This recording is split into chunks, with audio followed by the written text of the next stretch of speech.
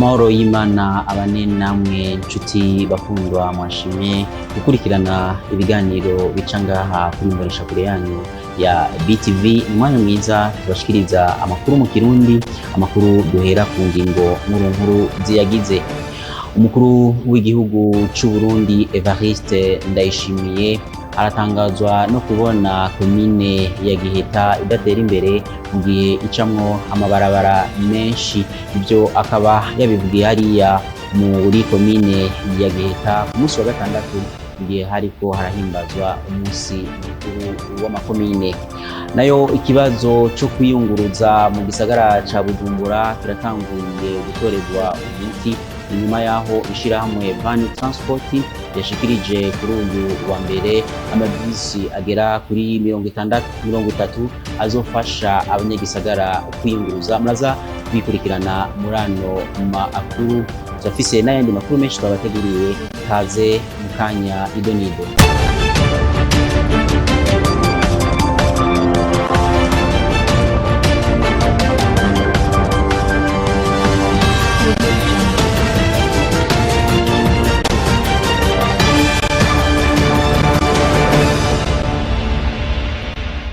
Nongeye kubaramutsa nsubira kandi ndabaha n'ikaze kugira ngo mukurikirane idonido ry'amakuru twabateguriye. Nabibamenyesheje mu ntangamarara y'ano makuru yuko umukuru w'igihugu cy'u Burundi Evariste Ndayishimiye aratangazwa no kubona komine ya Giheta idatera imbere kandi isanzwe icamwo amabarabara menshi. Yabivuze ku munsi wa gatandatu mu gihe hariko arahimbazwa umunsi mukuru w'amakomine. Ni nkuru ya mugenzi wacu Jules Verne Nakimana. Muri komine Giheta iri mu ntara ya Gitega, umunsi mukuru wari w'amakomine watewe iteka n'umukuru w'igihugu Evariste Ndayishimiye songa avuka muri iyo komine, aho yatekereye abanyagiheta impanuro z'iterambere. Turi ku rugendo dushaka ko ikomine yacu itera imbere, turi ku rugendo dushaka ko igihugu cyacu gitera imbere.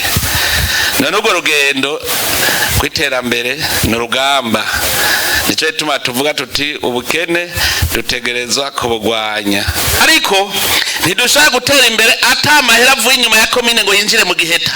Rima ushora inyuma y'ikomine tubona amahera aza. Umukuru w'igihugu akaba atangazwa no kubona iyo komine idatera imbere mu gicamwe amabarabara menshi. Nama ndabwira nti jewe naho murantera mu rushinge cyese cyo akumva igituma Giheta twovuga ko ari komine idateye imbere. Ntamvo nimwe ihari. Niyo komine yo hagati mu gihugu icibwa bona amabarabara menshi.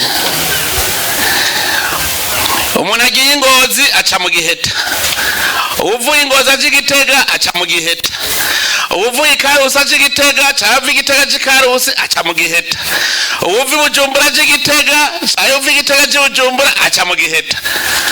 None ibarabara ntimuzi ko ari isoko. Nyako umunsi mukuru wari w'amakomine imbazwa mu gihugu cose ku munsi wa gatandatu wa mbere w'ukwezi kwa Myandagaro. Ikibazo cyo kwiyunguruza mu gisagara ca Bujumbura kiratanguye gutorerwa umuti ni nyuma yaho ishirahamwe Van Transport ishikirije kuri uyu wa mbere amabus agera kuri 30 azofasha abanyagisagara kwiyunguruza. Peniela Kazemwami.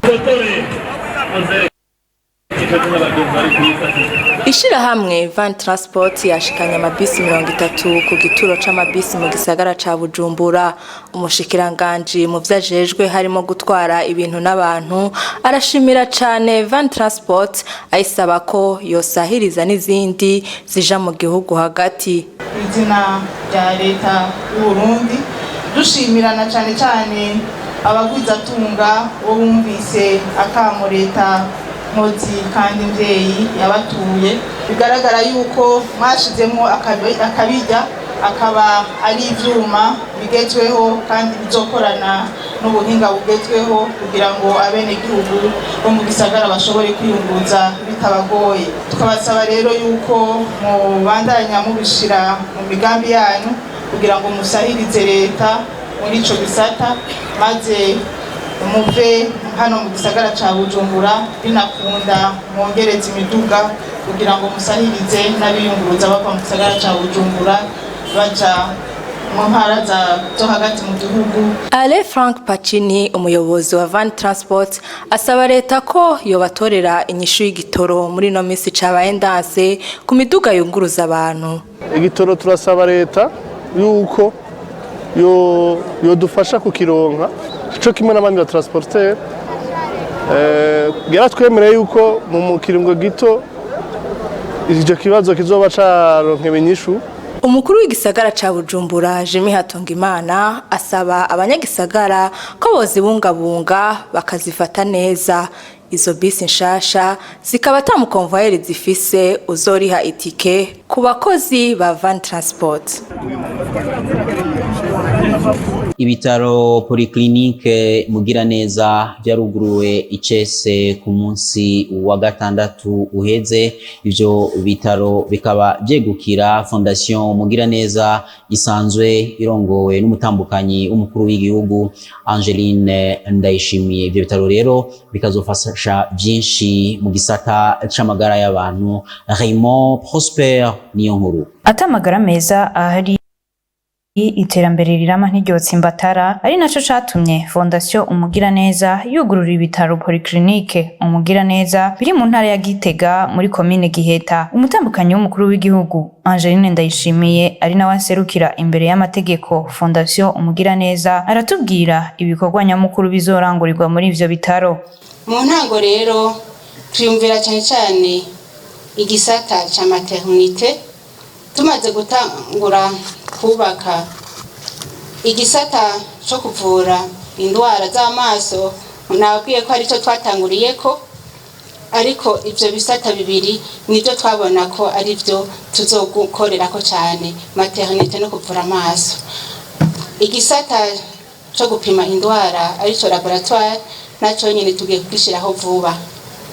Mu byo tugiye kandi kwakorera ngaha kwakira abaje batwitura muri urgence, hamwe bakira imbabare.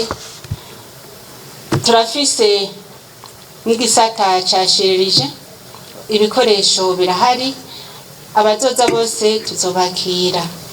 Ngo bakaba batibagiye n'igisata kizofasha imiryango imwe imwe itagize amahirwe yo kuronka ibibondo. Aho twagiye turabona imiryango myinshi itagize amahirwe yo kuronka kibondo, nk'abavyeyi twaciye dufata nka nkama, na cyane cyane dufashwe mu mugongo n'ishirahamwe Merck Foundation,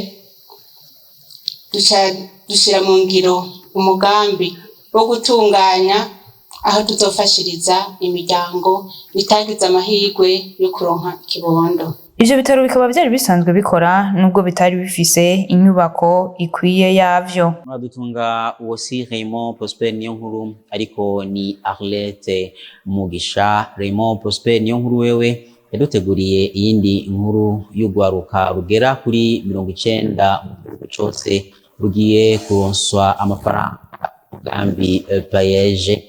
Uwo mugambi rero ufasha ugwaruka, ubwo gwaruka rukazoyasubiza mu kiringo c'imyaka 5. Tumukurikirane Raymond Prosper niyo nkuru. Bamaze kuronswa inyigisho z'iminsi ndwi zijanye no kurangura imigambi, ugwaruka 90 ruva mu gihugu cyose rugiye gutangura kwirangurira imigambi ku buryo ruzohabwa n'umugambi w'igihugu payeje. Desire Manirakiza arongoye payeje amenyesha ko bazoronswa amafaranga uko umugambi uzoburiko uratera imbere. Ingana amafaranga azosohoka rero bijanye n'ibintu n'ibikorwa biko birakorwa. Si ukuvuga ko umwe wese azoba afise uwo mukurikirana, mugabo turafise abacoach nkuko mubizi, twaragize recruitment aba jeune, tukaba dufise abaserukira payeje ku rwego rwo ku makomune. Aba bo ku makomune rero akaba ari bazoba bajejwe gukurikirana uko imigambi iri kwiraba. No kuvuga ko umujene ari muri komune Gitega aturungikiye raporo akavuga ati je naraje kubaka, ubwo nyene uca turungika ujejwe komune agaca agenda kuraba ko yeje kubaka. Dusanzwe ataje kubaka aca abandi bisubiramo. Kizira yuko umuntu aronka amafaranga mu ntoki atakintu ariko arayakoresha. Amafaranga yose azova muri payeje azova muri payeje kubera ko agiye gukora ico ari yagenewe gukora.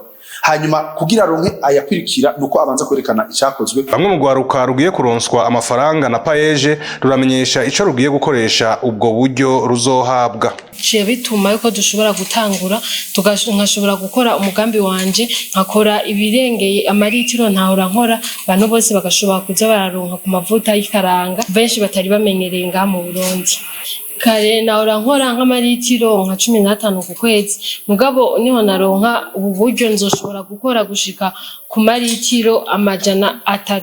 Iyo ngurane paeje ironsa ugwaruka gwirangurira imigambi y'iterambere ikazotegerezwa kurihwa mu kiringo kitarenga imyaka 5. Press Talent ni higanwa ryatunganijwe ku bamenyesha makuru n'ikinyamakuru Journal Afrique.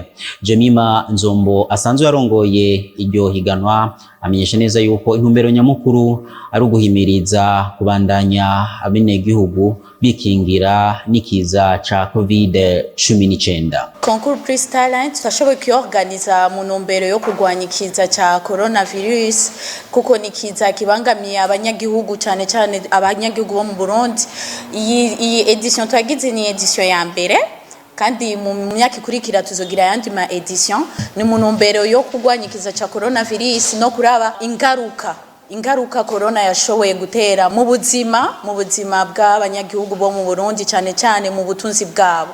Iyo concours izokwitabirwa n'abajournaliste bo mu Burundi gusa.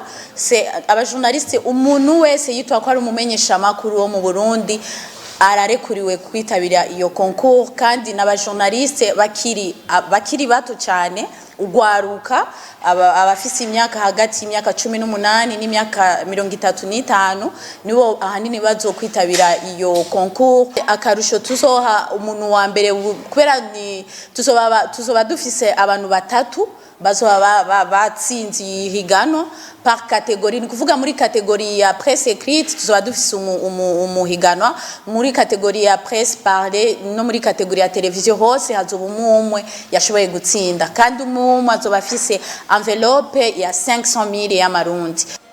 Ruratandukanye gose n'urukino rwa karate nkuko bivugwa na Jean-Marie Niyongabo asanzwe ari umumenyereza w'urwo rukino. Desire Sindihebura. Urukino rwa taekwondo ngo ruratandukanye n'urukino rwa karate naho bishusha bisigurwa na Jean-Marie Niyongabo umumenyereza w'urwo rukino rwa taekwondo. Ya benshi bavitina bavuga ko ari sport yo kugwana oyaha turakina turabakinya abagwana nta mategeko abahari twe turakina kwera mu gukina banga amategeko wabonye ko ari utsindwa mugabo harabaho fair play watsinzwe mugabo rasubira karamutsa mugenzi wa ni ça ranki winjira ko tapuve ko tapya biheze ubugenzi burabandanya en fait karate ni ensemble ni karate ni kumwe mu byinshi taekwondo bwa irigenga ikintu kimwe kibitandukanya ko nyamukuru hanini ni iyo byaje biva karate yabaye fondé muri Japon hama le taekwondo a été développé muri Corée du Sud. Uravye impuzu twambara ntiho zihuriye bo bambara impuzu